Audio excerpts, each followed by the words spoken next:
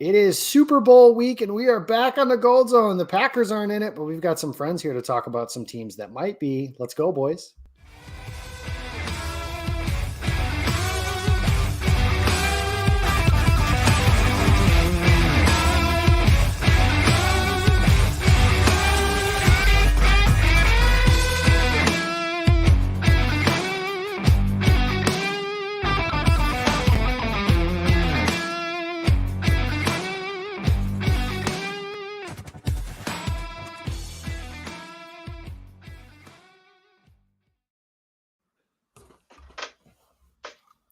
And we are live here, ladies and gentlemen. Welcome to the show. We have emerged. It is all in the darkness. We are all going through solitude and in the darkness of these. I'm just kidding. We're done with that. I can't. I'm not lasting for 4 days. It was funny because Maddie was just sitting there like glowing.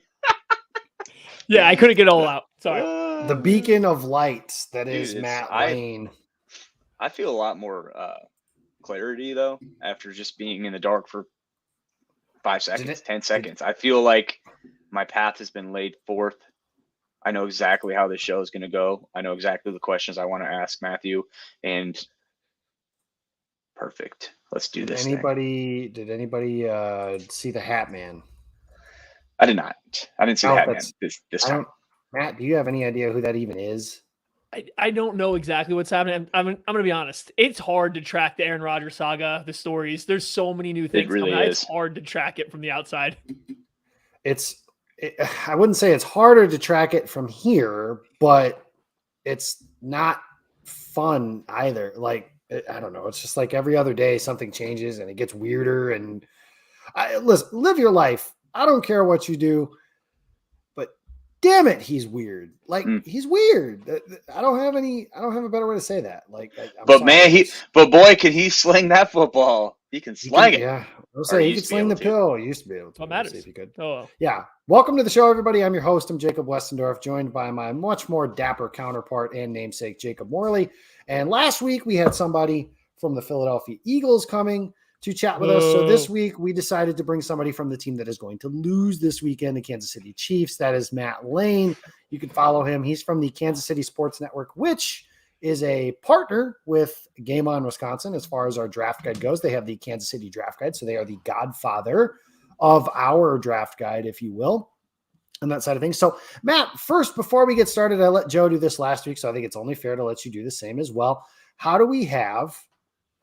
Just tell us a little bit about KC Sports Network, who you guys are, how that all started, you and Kent and all those boys. Actually, there's like 40 of you now. It's incredible to watch the growth that you guys have had. It's been pretty cool. There's a lot of people now. So yeah, I can't go through naming everybody anymore at all. So what happens, a few years ago, Kent and myself, and then a friend of ours, Craig Stout, were covering the Chiefs for an SB Nation website. And then our friend, BJ Kissel, who was working as the Chiefs sideline reporter, moved and changed careers, and we kind of had this idea at Mobile, actually at the Senior Bowl, drinking at a bar at Veets in the middle of the night, decided to kind of come up with this idea to do our own Kansas City Chiefs website and coverage, and then it blossomed into being all of Kansas City. So any sport in the Kansas City area, football, baseball, college sports, all of it, we're trying to cover it, and we have, I think, upwards of 30 hosts for podcasts now. We get 18 Chiefs shows a week plus other sports. So it's kind of become, I think, the go-to spot for just Kansas City sports information and dialogue and stuff like that. That way you're not constantly trying to hunt down the 38 seconds a day that national media is talking about your favorite team. So who is second? The Chiefs are obviously number one, but like, what is it? Kansas Jayhawks? Ooh, okay. So this is a tricky question. Like, who is second in terms of volume of like the people that work for us? It's probably the Kansas Jayhawks, but we have a strong K-State following, a strong Kansas State Wildcats following. Our podcast and stuff do numbers from there. Those guys are really great over at the Three Maw stuff. So they're probably up there. I'd say college football's next. We're getting a lot of run now on soccer, especially the women's soccer team, the KC Current there. We're kind of doing, I think we jumped the ship out there. We got ahead of everybody else covering the Current. So that's been really good for us here too. Okay, so let's get in here to this football game because we've only got a little bit of time here this week, obviously. So my first question, Matt, is Last week, obviously, 23-20 field goal, or 2 weeks ago now, I guess 23-20 at the buzzer at Burrowhead Stadium. Did you guys enjoy winning at Burrowhead Stadium for the first time? Well, yeah, I think it was nice to win at Burrowhead Stadium for the first time. We're now 1-1 at Burrowhead, I guess. Yeah. So 50-50 now. No, it was great. I was actually in Las Vegas at the Shrine Bowl. We were at the Blue Wire podcast studio doing a live watch along and then a post game show, and it was insane. It was so much fun. It was great there. Then we had to talk about the game after. So it was just 5.5 hours of just Chiefs. And as a Chiefs fan, I dislike the Raiders. I dislike the Broncos and Chargers and everybody, but they've been so not good for long enough now that it's just whatever. The Bengals, Sounds though. familiar.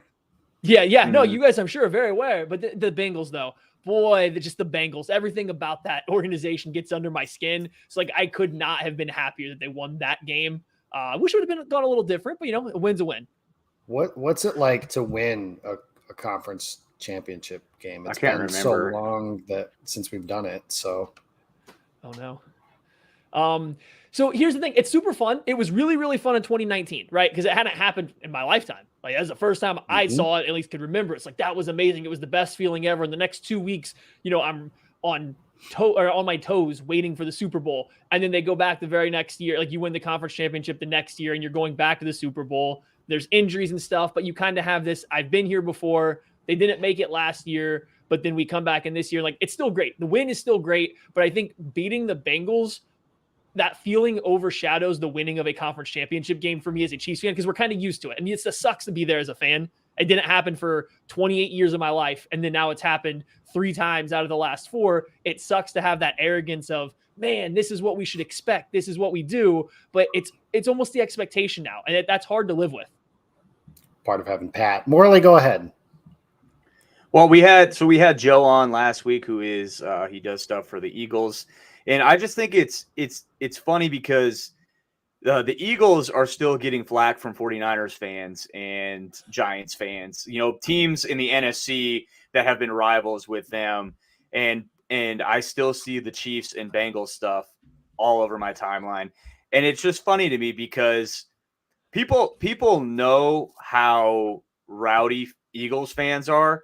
I think people are starting to learn really how rowdy and out of hand Chiefs fans can get too, those two. But it's interesting to me because neither of these fan bases are really going at each other. They're still dealing with hey, we just beat you, shut up. We just beat you, shut up. And then it's no one's talking any trash. Joe is just man, Chiefs are good. I'm looking forward to the matchup. I love Andy Reid. If anyone's going to beat us in the Super Bowl, I'm glad it's him. And it's just man, you're being so level-headed. There's not a lot of trash talk going on between the two fan bases. And is that something that you've seen? Because I know that you like to partake in some of the trash talking on the Twitter timeline. So is that something that you've noticed as well? And is it just kind of more of a mutual respect? We haven't really played each other that much. You guys are good. We're good. Let's just see what happens. Yeah, it's a combination of a lot of things, right? So the Chiefs and the Eagles, they're obviously AFC, NFC. They don't play each other much. The last 3 times they've played with Andy Reid in Kansas City, the Chiefs have won all 3 times. So there's kind of it doesn't feel as a Chiefs fan, there's any kind of rivalry, any kind of animosity towards the Eagles. Thoroughly, there's no connection there. There's no passing point.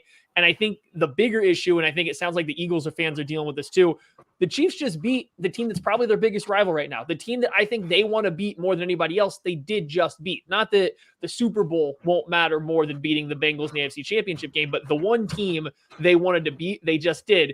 They could play anybody next, and it would probably fail in comparison. And I'm sure the Eagles kind of had a little bit of that feeling with the Giants being the divisional rival, followed by the 49ers, a team they've kind of gone back and forth with over the years. So I think there's a little bit of that going on. Then you add in the Andy Reid element in which fan bases from both sides respect him as a coach for the other team. So there's no bad blood. There's no trash talk. For me personally, I have a lot of family that grew up in Philadelphia, still live there now too. So I've never been an Eagles fan, but I've never had anything against them. When the Chiefs aren't playing and they're doing good, they go, no problem saying go Eagles. So there's no trash talk really this week. I think everyone's been pretty civil besides the one tweet about Jalen Hurts being a better quarterback prototype to Patrick Mahomes. It's incredible. So here's the thing. Who said that? Because I've seen this stuff.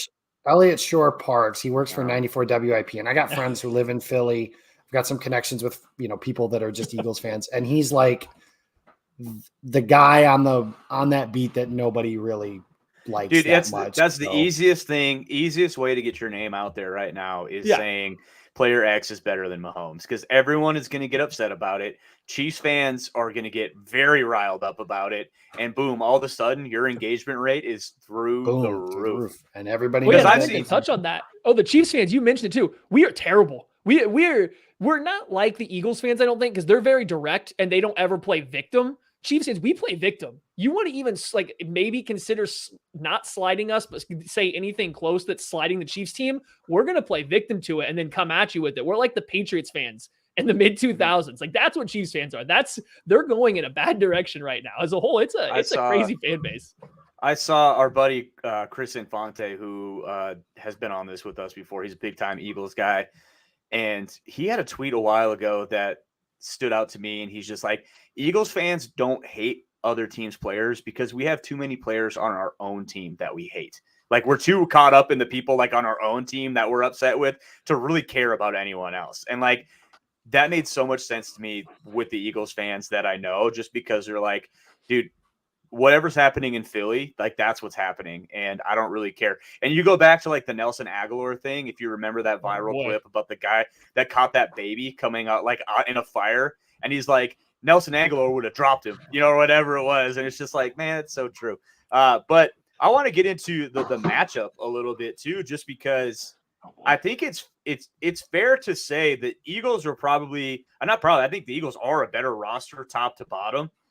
I think if you look at, position by position, the Eagles are probably better at every position outside of the most important one on the field, quarterback, and maybe one of the other top most important ones in tight end. And for me, it's like if the Chiefs win this game, it's because Pat goes Pat mode. And if the Eagles win this game, it's just because they were too much. They had too much talent coming from all different angles. But you have spent the last 2 weeks really going over these matchups and probably doing a lot of film work on both sides of the ball for both teams. So walk us through, like, what is your process going into this game? How do the Chiefs attack this Eagles team? And how do they avoid some of the stuff that this Philadelphia team has been able to get teams into and kind of beat them down with? So I agree that the Eagles roster, especially if you remove quarterback, is better than the Chiefs top to bottom, but I think it's a lot closer than I guess the national narrative has been throughout this stretch. Like I definitely think they're better. I just think it's a little bit closer. And I think this isn't the Chiefs team of 2 years ago where all the money is spent on just a couple positions at the top and it's a bunch of filler jags on the back end. Like all of a sudden now these guys that are rounding out the roster are actually playing good. They're good football players. So I think they've closed that gap. But at the end, the Chiefs' path to win is always the same. It's Patrick Mahomes being the best player on the field and the defense under Steve Spagnuolo doing just enough, mixing things up. Chris Jones showing up that particular game or in the right situations, maybe a couple timely plays from special teams or the blitz or something like that. Their path to victory in these games is always the same. It starts with 15, it ends with 15, and then you get enough outside noise coming from the coaching staff or from the other big players on the team that do just enough to keep them there. From the Eagles standpoint, their path to win is just to do what they do, grind this game out, keep it close, hold the ball, just try to slowly choke the Chiefs out. They've been jumping out to big leads on all these other teams. I don't think they'll do that to the Chiefs. And just what does that Eagles outlook look like when they're not doing that? When they don't jump out to a 21-point lead, how good are the Eagles? It's been a while since they've played a really quality team that's not, that's healthy. And so I just don't know what that team's going to look like without playing from a big lead and getting to really rely on the volume run game.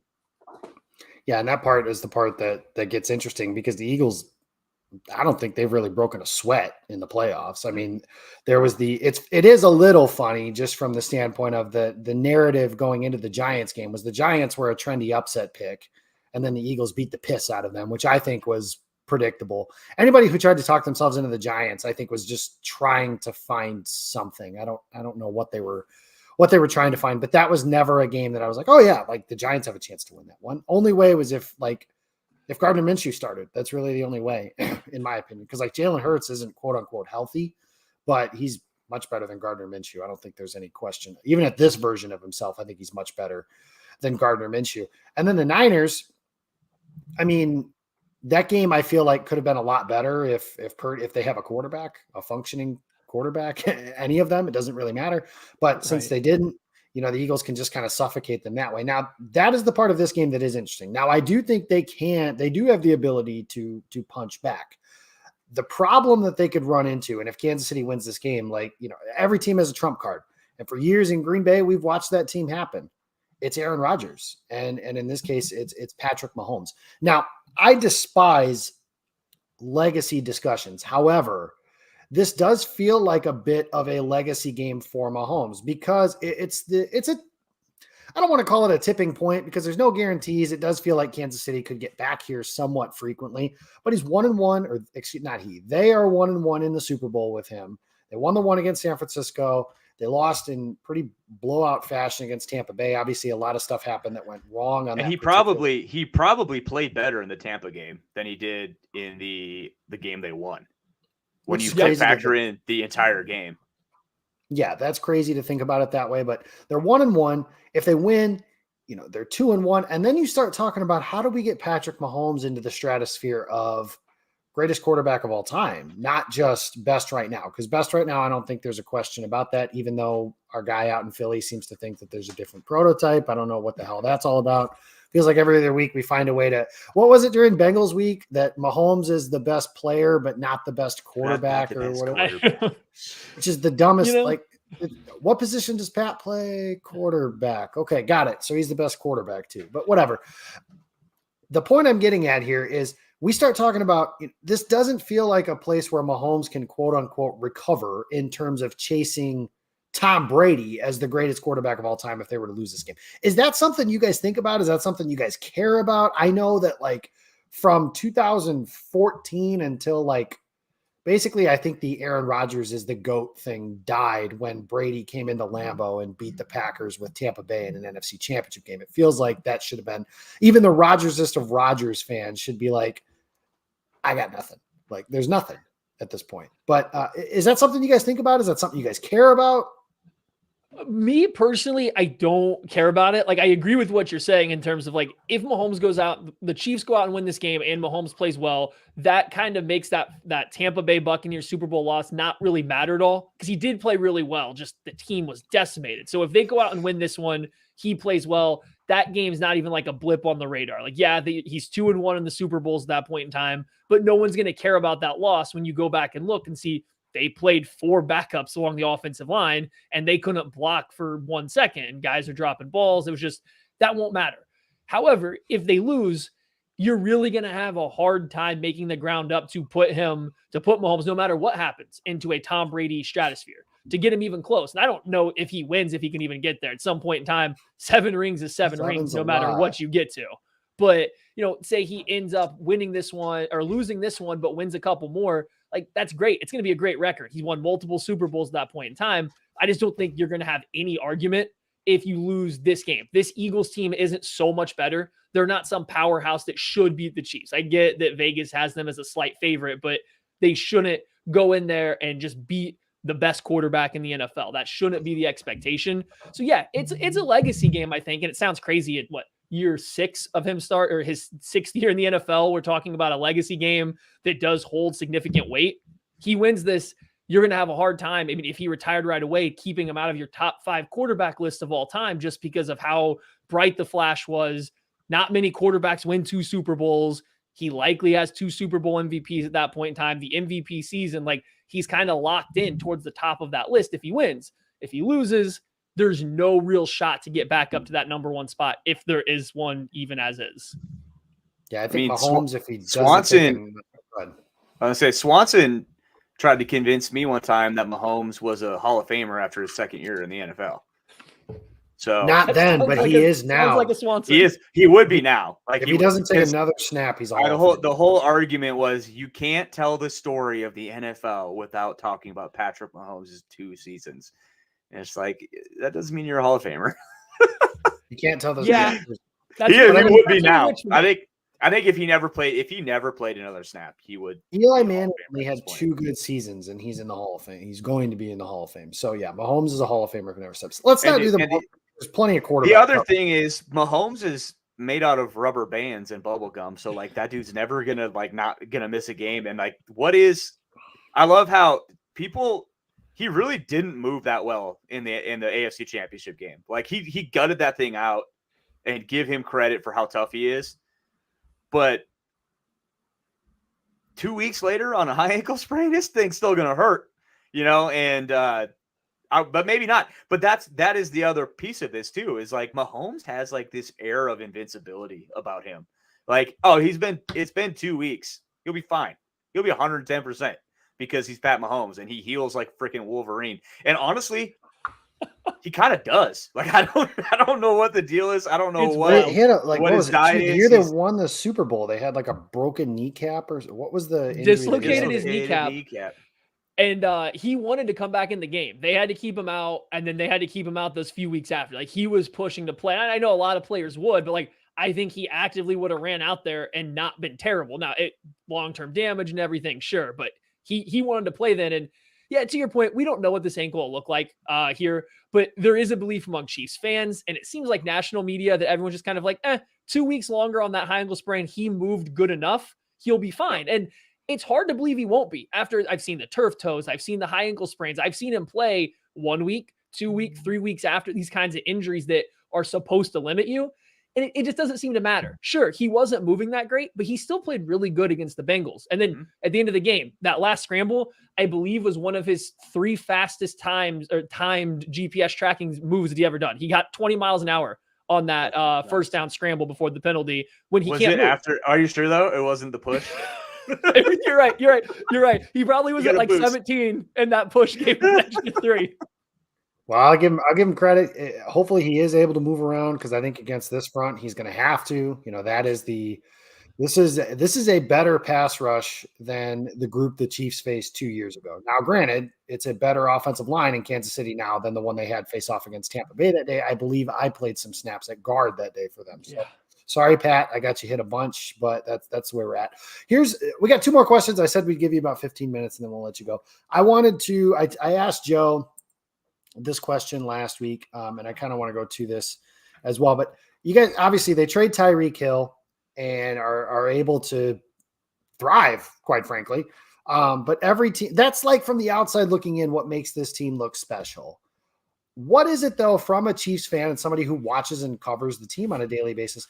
What is it? And I'm more talking about not on the field necessarily, but kind of tugging at the heartstrings here a little bit more. What makes this team special? For example, if I were a Kansas City fan, Travis Kelce's mouth yelling "Burrowhead my ass," I would have that tattooed on my back right now if I were a Kansas City fan. Now, people that don't like the Chiefs, like Mr. Morley, are pretty annoyed by that. But I'm just saying something like that. What is Andy Reid and his cheeseburgers, Pat eating fucking ketchup on steak, and just that's not really a storyline this year, I guess. But what is it about this team that makes it, special? Well, I think it all started back with the reality show Dating Kelsey, or Catching Kelsey. Good Lord. I had never heard of that until Morley sent me a clip of it last week. So thank you for that. I remember vaguely watching it, and it was so bad that it was hilarious. But I think you kind of touched on all the things. It's like that combination of things. And Andy Reid element can't be downplayed. The confidence, the swagger that Andy Reid has, that's probably hard to, like, you don't see that with Andy Reid. Here's this really big guy that's older. He's, just this big dude that looks very lovable and serious all the time, but he has this aura of confidence about him that I think players really gravitate towards. So I think that starts it. Then you have Patrick Mahomes, who, same thing, a lot of confidence. He believes in himself. He believes in his teammates, but it doesn't ever come across, at least from, as a fan, or I think the teammates, as cockiness. He's going to take responsibility for stuff when it's his fault. He's going to go and spend time getting better. The fact that, I don't check the ball down enough. Here, let me spend this offseason learning how to check the ball down better, even though it's not sexy. It's making us a better team, stuff like that. And then when you need the energy, you have Chris Jones. You have Travis Kelce calling a mayor of a city a jabroni, on national television or whatever it is. Like, they have the guys that bring all these different things. And I think what they were missing, and they realized this in 2018, there needed to be some level of accountability and intensity on the defensive side. They went and got Tyrann Mathieu and Frank Clark. Frank Clark never lived up to the on-field production, but there is a leadership. There's a level of accountability that he brings, and that switch really gets flipped in the playoffs. You lose Tyrann Mathieu, but you bring in Justin Reed, who still has that same kind of he's going to hold people accountable, himself and others. Like, they just seem to have all the right guys pushing the right buttons on and off the field, and they've got it on all sides of the ball. So Justin Reed, apparently he'll kick a couple field goals too if you need him to. Oh, man. That was him, yeah, right? Early in the year, we were calling for it because the kicking game was struggling for a minute to start the year. Well, that was funny because when they lined up to kick the game winner last week, I was like, this kicker hasn't had, like, I know Butker's usually been like automatic over the last couple of years, but I was like, he hadn't had that. It's Townsend though, right? It's the holding. There's some holding there's some controversy going on there. Is it the holder? Is it the kicker? Is it just some field goal operation? Yeah, we've been through that. Been through that. Yeah, you saw Townsend though going out there and all these things. He was digging his heel in deep to where he was supposed to spot the ball in the kicks. So I do think there may have been a little something of like maybe he was slightly misplacing the ball or something, because like it was noticeable that he was really marking the field up where he needed to place it. So there you go. We've got one more question, and that is, I asked this last week. I don't remember who was on the America's game of the Chiefs in 2019. I'm pretty Mahomes and Reed obviously feel like obvious answers. And then I would guess Tyrann Mathieu, but I haven't watched that one in quite a while.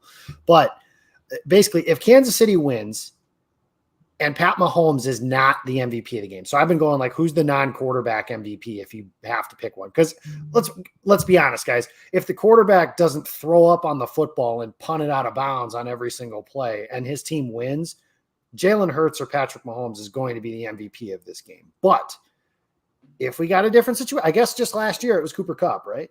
Right? Did Kupp win it last year? Or did they give it to Stafford? I think it was Kupp. But I think so. Either way, Kansas City wins. Who's the MVP if it's not Mahomes? And then who is subsequently on the America's Game documentary next September?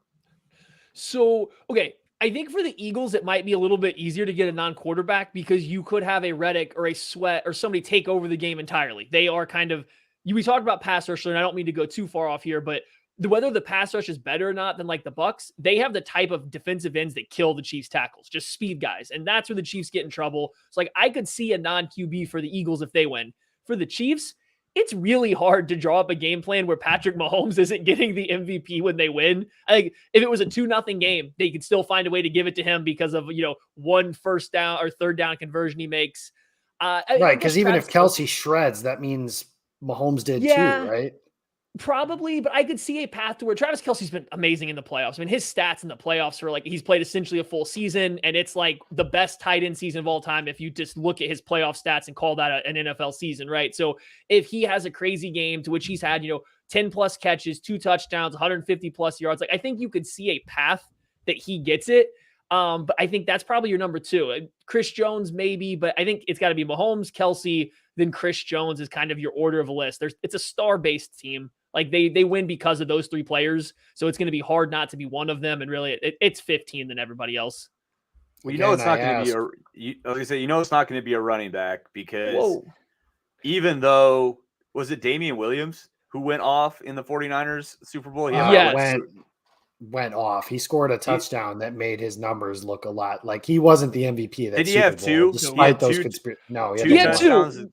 One was a short one, and then he scored like a 30, 40-yard run when the Chiefs were already winning. Yeah, once they were already winning. The clock. Right. That MVP case was really, really bad. I think people even tried to make a case for Chris Jones in that game because of 2 fourth-quarter batted passes. It's like, I don't know. I felt like I watched a different game than everybody else did because I was like, no, Mahomes wasn't his greatest in the second and third quarter of that game. But if you just go back and watch the fourth quarter, like there's no doubt that he was the MVP. And I think that's what you're going to get to here. No matter what it is, if the Chiefs win this game, Mahomes has a good enough drive, a good enough quarter here or there that you're going to be able to put the MVP onto him. Add in the narrative of best pass defense in football, 70 plus sacks, blah, blah, blah, blah, blah, blah, blah. All that stuff. 1 foot, just only 1 foot. Yeah. I don't need to gush over Patrick Mahomes. Number one, I do that enough if you guys follow my timeline, but the national media certainly does that enough. I don't think there needs to be any more discussion on Mahomes in that case. He is Matt Lane. You can follow him. He is on Twitter at Matty_KCSN. Matt, what's the plans for the Super Bowl this week? What do you guys got going on over there? So fortunately, I live in North Carolina, not in the Kansas City area. So I'm just kind of out here by myself, hanging out with the family, watching the Super Bowl. I went to Miami the year the Chiefs won. I didn't go to the Super Bowl, but I was in Miami for all of like the week long or weekend long parades and celebrations and stuff. It was fun. I glad to do it once, but now I'm a watch the game 6 inches from my TV screen in the living room kind of guy. Where are you at in North Carolina? Just outside of Greensboro, so Okay, the Tri-Ati area. How close is that to Wilmington? A couple hours, not too far. Okay. I head down there every now and then to go to the beach. Gotcha. I'll be in Wilmington in April. I'm officiating a wedding. So I was going to say, after the Eagles win, I'll buy you a beer as a condolences gift here in April. No. When the Chiefs win, I might have to make the trip just to talk about it a little bit. Just to talk about it. Okay. Well, that'll be fine. I'll take you up on that if that is certainly something you guys want to do. Again, he's Matt Lane. Matt, thank you for your time. I appreciate it. We doubled the time that you have. Follow those guys and check it out. He'll be part of the draft guide for Kansas City. Obviously puts in a ton of work for stuff like that, which then spills over into some of our Green Bay stuff that Morley and myself will be doing this draft season. Matt, thank you again for your time. Appreciate it. We'll see you next time. Okay. Thank you guys so much for having me. Enjoy the rest of your nights. Again, that was Matt Lane from the Kansas City Sports Network. Again, a proud partner of Game On Wisconsin here, part of our draft guide, part of our discussion on that side of things.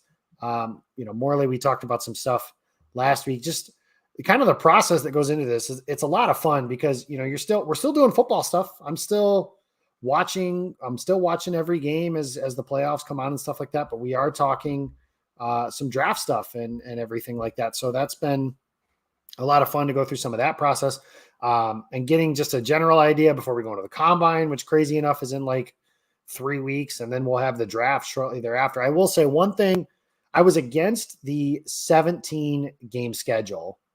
But one thing I do appreciate about the True North Packer fan, that was pretty funny. Hey, actually, guys, this is my isolation room.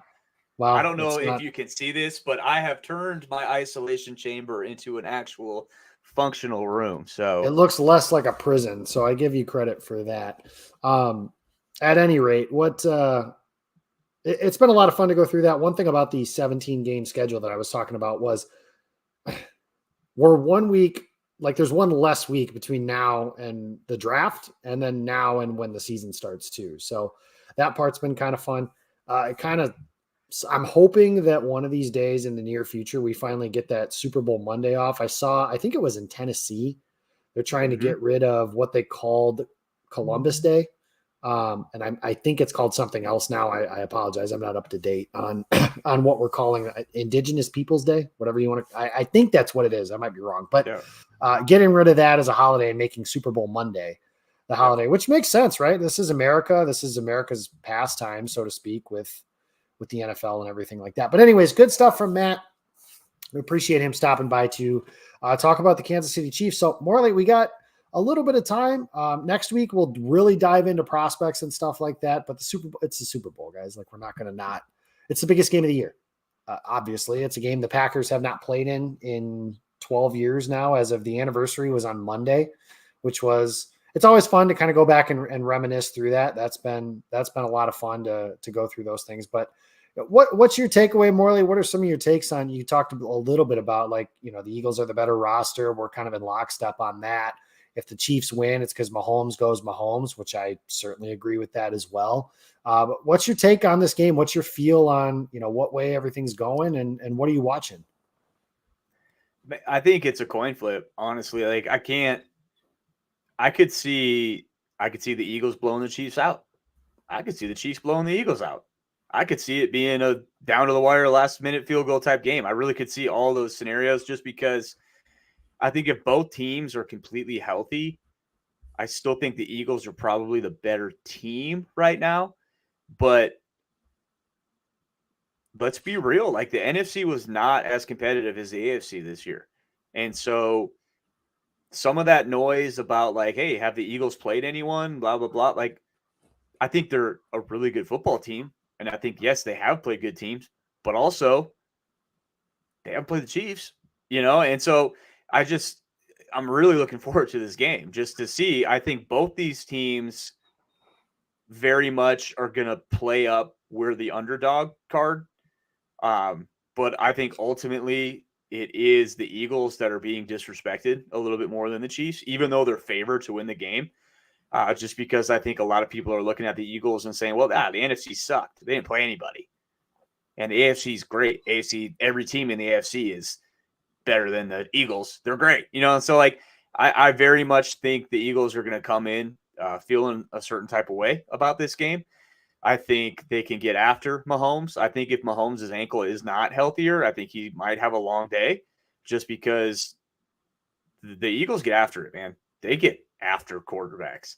And like Maddie said, Orlando Brown is an okay left tackle. He's not great. And then Andrew Wiley is their right tackle. He's below average, too average. I mean, the Eagles have eaten guys like that for breakfast all year.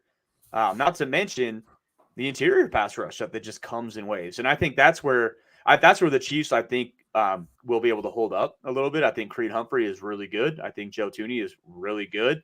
And then Trey Smith, really good. 3 really good players. I think that'll be battles there. But I think the Eagles can definitely win on the edge. And then defensively for the Chiefs, it's their superstars. Can Chris Jones wreak havoc against an all-pro center and 2 really good guards and 2 probably the best tackle tandem in the NFL? So, and can Frank Clark be playoff Frank against guys of that caliber? I don't know. That's kind of a we'll see. And that's really what is interesting about this game is it's good on good all over the place. There's really there's really no weakness that either team can point to and be like, we want to exploit that. Honestly, the biggest weakness in this game is probably the Chiefs tackles versus the Eagles front. And that's probably the biggest weakness. I think Chris Jones can wreak havoc on whoever. Frank Clark, smaller guy, can move him in the run game. The Chiefs linebackers, I think those can be exploited by the Eagles run game and their intermediate stuff that they want to do. Young corners have played really well. Is Jalen's shoulder healthy enough to kind of exploit some of those things? He hasn't had to. Admittedly, did not play very well against San Francisco, but he didn't have to. That, I think, is the biggest thing about this Eagles team is their quarterback has basically been a stand-in for 2 games, and they've beaten the piss out of 2 teams. And I know, excuse me, I know all the focus of the 49ers game goes to, well, they didn't have their quarterback. Well, number one, the Eagles did knock the quarterback out of the game. Like that's part of it. Not that that's realistic with Mahomes. I don't think that's something that could happen, but both of them. Both of them. Yeah. You know what I mean? It's both not of them. Purdy either. People forget that. And that is a skill from the standpoint of that's their pass rush. And their pass rush has been the best in the NFL all season. And all of them are healthy. And 49ers offensive line is really good. It's not like they were going up against scrubs. Like and on the other side, this is the part I was getting at. On the other side, the Eagles got movement against the 49ers in the run game. They were running the ball against the 49ers defense. And some of that was because of the offense, but they were able to do that before that. The first touchdown of the game, Miles Sanders wasn't touched. And I think he could have run for 30 yards for a touchdown. He only had to run for like 5. So I think that's something I've been on this all year. We love fantasy football. We love touchdown makers. We love receivers. We love stuff like that.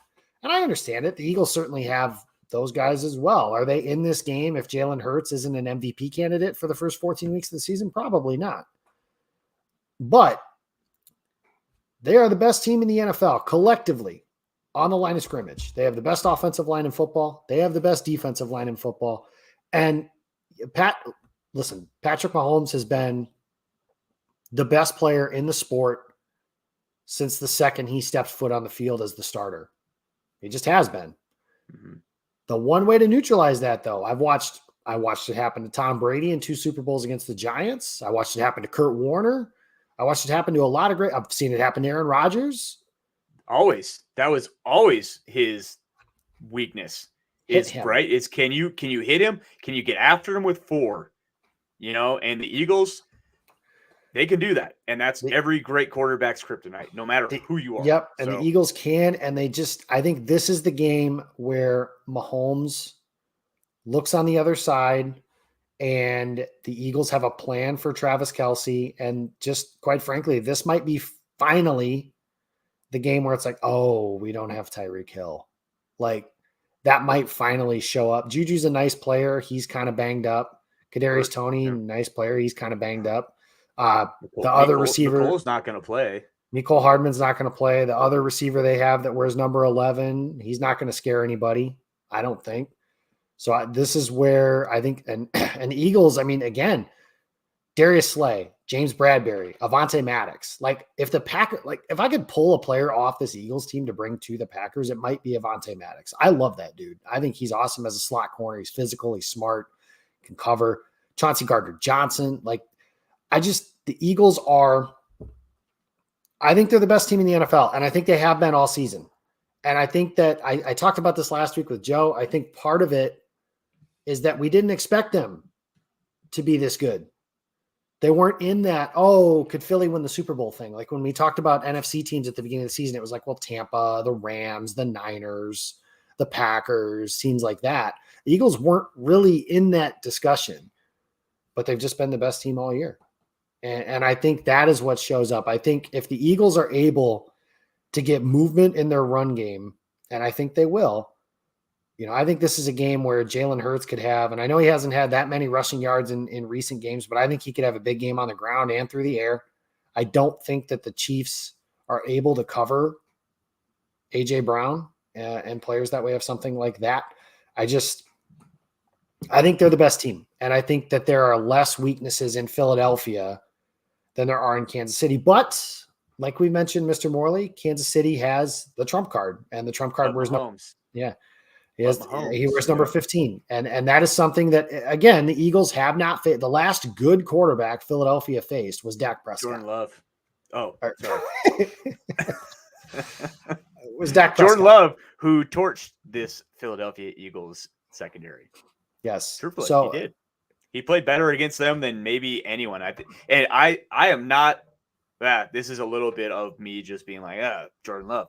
But if I'm Andy Reid, what did Jordan Love do that he was so successful against this Eagles team? And a lot of it is make crazy throws. Well, not the one that Watson wasn't a crazy throw, but some of them were. And you know who can do that better than Love is Mahomes. And we'll see. But you know what they don't have anymore? Like, to your point, they don't have Tyreek Hill. Christian Watson was that variation of that for the Packers. And Darius Slay talked about that after the game, right? Saying, like, slow the F down, speed racer. Like, you're going too fast, and not having a guy. Because the Chiefs, without Mecole, without a healthy Kadarius, who knows if he'll be able to make it through the game, they don't have anyone that can take a simple crossing route 40 yards to the house. Like, right, because 11, that's not his game either. Yeah. So that's interesting. So let's go through it, Jake. We've got a few minutes left. Let's just kind of break down how this game goes. Who do you think wins? What's your official prediction? Put it on the paper, and who is the non-quarterback MVP of this game? Whew. It is hard. I said it last week. I think the Eagles win. And I guess I just see the Eagles winning by 9 points. Like, I don't think it's gonna make. I don't think. Okay, I'll just say I don't think it's gonna be close. I think the Eagles win 31-21, and the non quarterback MVP for the Eagles would be A.J. Brown in that scenario. If they put up 31 points, I would assume that he does some nice things. But man, that's hard. I'm not saying that with like a lot of confidence. I just think I could see that happening. I could see the Eagles just being overwhelming, and if Mahomes' ankle is not completely right, I could just see him getting hit a lot, struggling.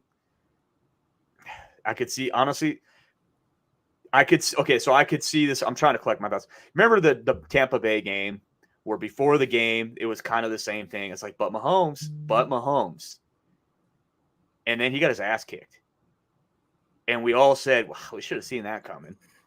I could very much see this game being the same way, where it's like Mahomes was hurt. The Eagles get after it. We should have seen this coming. The Chiefs don't, they struggle on the edge to block. We should have seen this coming. So I could very much see that type of thing happening in this game. Yeah, A.J. Brown, best receiver the Eagles have had since Terrell Owens. He's had a phenomenal year. Come on, guys. Everybody in the world knows anybody who's paid attention to me at all knows who I'm picking to win this game. It's not just for sentimental purposes. Like I said, I think since September, the Eagles have been the best team in the NFL. And I just think they have one more game where they have to prove that. I don't think the Super Bowl experience stuff matters. The Eagles, actually, honestly, there's not that large of a gap between players that have experience in the Super Bowl for the Chiefs versus ones that do for the Eagles. The Eagles have quite a few guys from that 2017 Dude, squad. I think that's overrated. I think that's a media thing that we talk about. Oh, they've got experience being there. To these guys, it's a game. Like, as soon as that ball is kicked off, it's a football game, and guess what? They all have a ton of effing experience playing football games. Like, yeah, I think that's overrated. Well, that was part of the conversation, right? When the Packers played the Steelers 12 years ago, was the Steelers had all the experience, and Green Bay would have beaten their ass if Woodson and Shields were able to stay healthy. They weren't. But the Eagles have been the best team in football since September. They have the best offensive line in football. I think they'll be able to block Chris Jones and Frank Clark. I don't think those guys will be able to wreck the game. And quite frankly, that is not the biggest reason is Mahomes, but the second biggest reason they were able to beat Cincinnati is because Chris Jones, that's one of the best games from a defensive lineman I've seen in the playoffs in quite some time. That's why they won the game.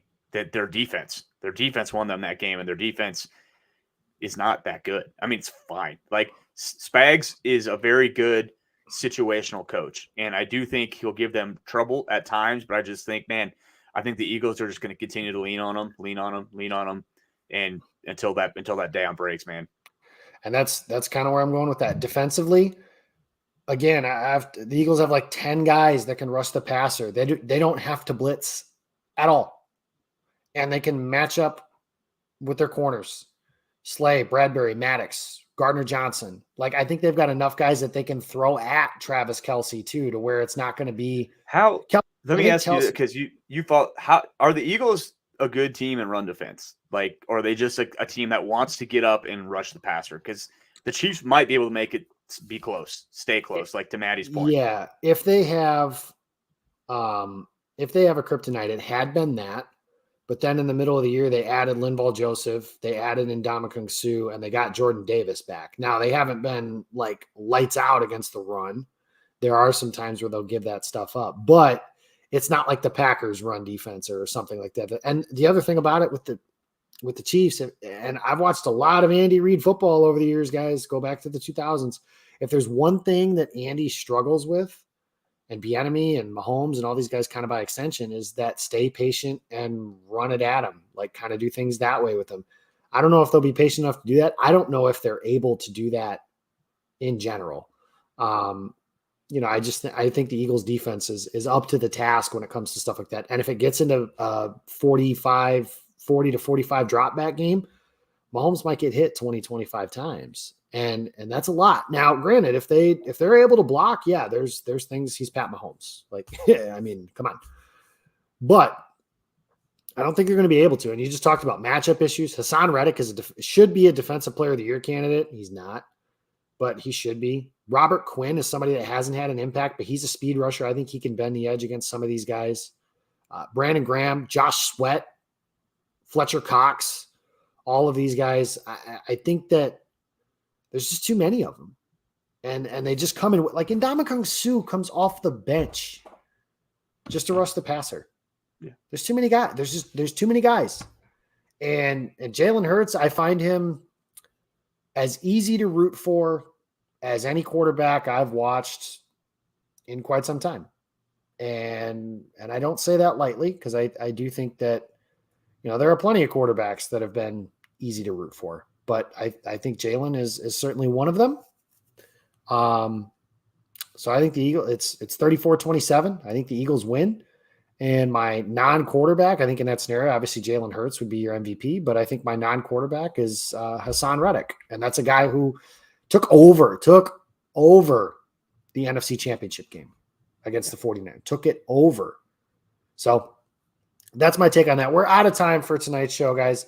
We will be back next week, and we will dive in face first into a dark room with some Panch Karma and ghee and whatever the hell else Aaron Rodgers is doing these days. Just ghee butter. But we'll be talking. This time next week, Rodgers might not be a Packer. I don't think he that's will be likely, but it's possible. Well, it's not going to be a technical thing anyways. It'll be a handshake thing, but it is possible. Because I think I don't want to go, but the car domino needs to drop, and when that does, the next one's Rodgers. Like whatever happens, so it'll be interesting. Yeah. So there you have it. If you guys want that, check us out. Come back next week. You can follow me. I am on Twitter. I'm at Jacob Westendorf. You can follow Morley. He is at Jacob Morley. Like I mentioned, we will be back next week. Follow us: Facebook, Twitter, YouTube, Instagram, all that fun stuff. But we're out of time for tonight. See you guys next week. Enjoy the Super Bowl.